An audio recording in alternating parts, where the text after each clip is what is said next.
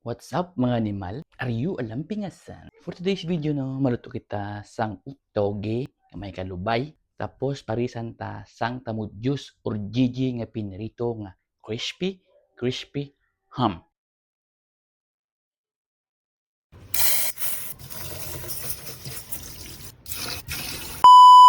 Yari ang ato nga mga panakot. Pinirito nga marot ni karon nga crispy, kalubay, toge, panggisa naton, ahos, sibuyas, kamatis, mamoy, pasayan. Wow! So first step no, sa lagon ta lang ana yung ato nga baboy. Butang kita gamay nga asin. I-make sure ta lang siya nga mag golden brown siya. Mapagutang ka gamay nga mantika. Kung gumagama na ning iyang itsura, pwede na ni siya. Butang kita gamay nga mantika.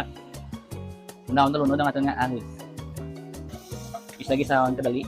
Lunod ta ang aton nga sibuyas bombay. Aton kamatis.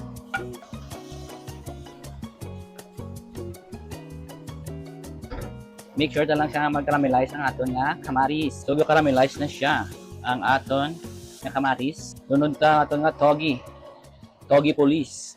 Put some water from Tacoling River. Pumukon ka ang baboy ka ang togi.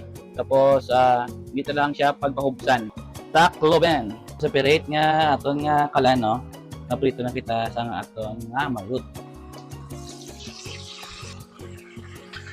Namin ini siya nga crispy bala galagom mo pangkan. So check upon ta ang aton nga toge. So sa pamatyagan ko, humok na ni siya. Ibutang ko na ang aton nga kalubay. Ang aton nga pasayan. Ang aton nga shrimp stock. I-mix ta lang ni siya. Aton siya tilawan. So butangan naton gamay nga asin, kag chicken powder, kag pepper.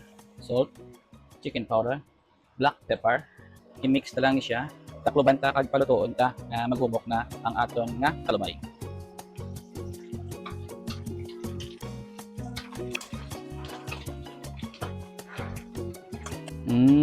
Ari na ang aton nga utan, kalubay, togi, may pasayan, kag may baboy. Asyo gido. Parisan ta dayon sa aton nga tamud juice or gigi nga crispy.